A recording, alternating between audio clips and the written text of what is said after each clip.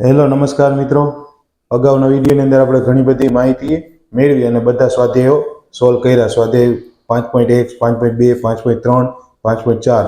હવે આપણે પ્રકીર્ણ સ્વાધ્યાય મતલબ એ સ્વાધ્યાયની અંદર જેટલા ક્વેશ્ચન હતા તે બધા આપણે એક સાથે સોલ્વ કરવાના આવશે. તો આપણે અહીંયા સિમ્પલ સ્વાધ્યાય 5ના ક્વેશ્ચન નંબર 1 અને 2 જોવાના છે. તેની અંદર આપણે ક્વેશ્ચન નંબર 1ની અંદર કિંમત શોધવાની કીધી છે અને ક્વેશ્ચન નંબર 2ની અંદર એક આપણે સંકર સંખ્યા આપેલી છે તેના ઉપરથી આપણે સાબિત કરીને આપવાનું છે કે LHS બરાબર RHSની વેલ્યુ આવે છે કે કેમ. તો તમે જુઓ સ્વાધ્યાય 5.0 મતલબ પ્રકીર્ણ સ્વાધ્યાયનો ક્વેશ્ચન નંબર 1 અને 2નું સોલ્યુશન. તો તમે જુઓ વિડીયો.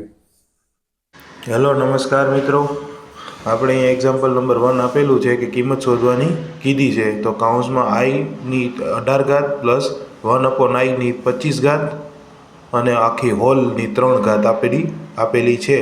તો આપણે એની કિંમત શોધવાની કીધી છે કે એની કિંમત કેટલી એ સમીકરણની મળે.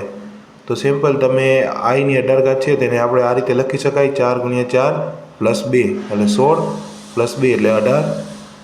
1ની 25 ઘાત મતલબ 1 અને અહીંયા 25 ઘાત નીચે થશે તો 6 × 24 + 1 એટલે થઈ ગયા 25 અને 3 ઘાત એમનેમ. હવે અહીંયા તમે જોશો તો ખબર પડશે તમને કે આપણે i છે એની 4 ઘાત એ એમનેમ 4 ઘાત એમનેમ પ્લસ i ની 2 ઘાત અલગથી. અહીંયા શું થશે?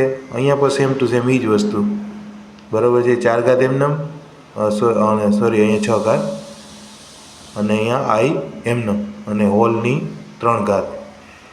હવે તમે જુઓ તો i ની 4 ઘાત છે બરાબર છે એ આપણે 1 થઈ જશે અને અહીંયા શું થશે 1/i એની 6 ઘાત છે એ પણ i થઈ જશે. તો અહીંયા શું વધ્યું -1 + 1/i એની 3 ઘાત એટલે i ગુણ્યા iમાં છેદમાં ન રખાય એટલે i વડે ગુણાવી અને i વડે ભંગાવી દીધા. હવે તમે જોશો અહીંયા તો સમજાશે કે -1 પ્લસ i આવશે ઉપર અને અહીંયા iનો સ્ક્વેર આવશે અને હોલની 3 ઘાત. હવે શું થશે તો કે -1 - i એની 3 ઘાત બરાબર. i સ્ક્વેર છે એટલે 1 થઈ જશે તો -1ની 3 ઘાત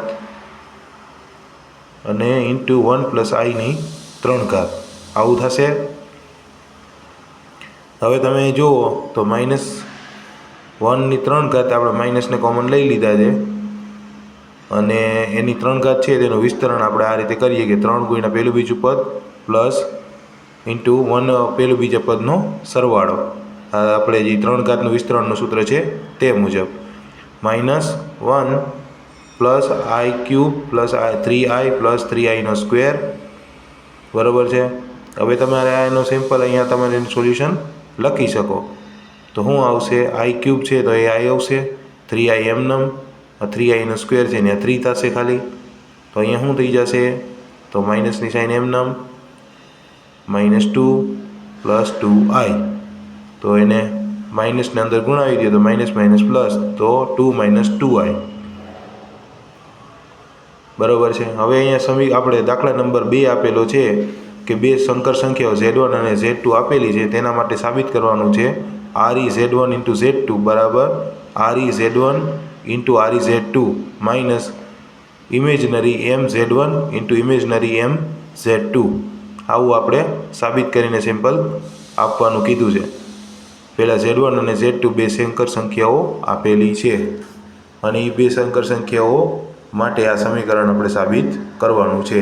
તો Z1 બરાબર તમે આ રીતે લઈ શકો x1 + i/2 કેમ કે આપણે માનક z છે એને શોધતા હોય ત્યારે x + y i/ વાળું પદ લઈએ છીએ. તો Z2 બરાબર શું થાય x2 + i/2 આ બે પદ લઈ લીધા આપણે સિમ્પલ અહીંયા.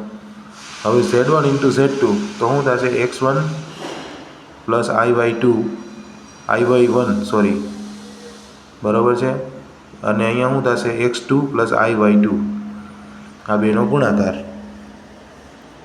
હવે સમજાય છે શું થાય છે આગળ. તો હવે તમારે એક પદને બે પદ આરે ગુણાવવાના. x1 વાળું પદ લીધું x2 + i/2 અને એવી જ રીતે પ્લસ i/1 એના આરે આખું પદ ગુણાવવાનું બીજું તો x2 પ્લસ iy2 બરાબર છે.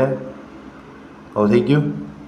હવે તમે એને ગુણાવી દો તો અહીંયા શું આવશે x1 ઇન્ટુ x2 અને અહીંયા આવશે x1 sorry i x1 y2 બરાબર છે. આપણે આઈને પહેલાં લખી લઈએ i y1 x2 અને અહીંયા થશે i square y1 into y2 થઈ ગયું. તો અહીંયા શું થશે x1 into x2 plus i x1 y2 અહીંયા થશે y1 x2 અને અહીં i સ્ક્વેર છે તેને આપણે -1 આવશે એટલે એ -1 ગુણાઈ જશે એટલે y1 માઇનસ y2 માઇનસ થઈ જાય. તો x1 માઇનસ x2 અને y1 માઇનસ y2. હવે અચલ પદ અને i વાળા પદ ભેગા કરી લઈએ બરાબર છે. તો i કોમન લઈ લઈએ x1 x2 into y2 y1 into x2 બરાબર થઈ ગયું છે. હવે તમે સમજાશે કે આપણે અચલ પદ અલગ છે અને i વાળા પદ પણ અલગ છે. તો re z1 ઇન્ટુ z2 બરાબર છે. તો શું થઈ ગયું x1 into x2 minus y1 into y2 આ થયું છે re z1 ઇન્ટુ z2 બરાબર. તો re z1 ઇન્ટુ z2 બરાબર શું થશે re z1 into re z2 minus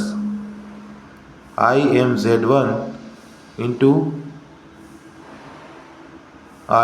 im z2 બરાબર છે. આ સસ્તું સાબિત થશે. તો આ રહી એની સાબિત.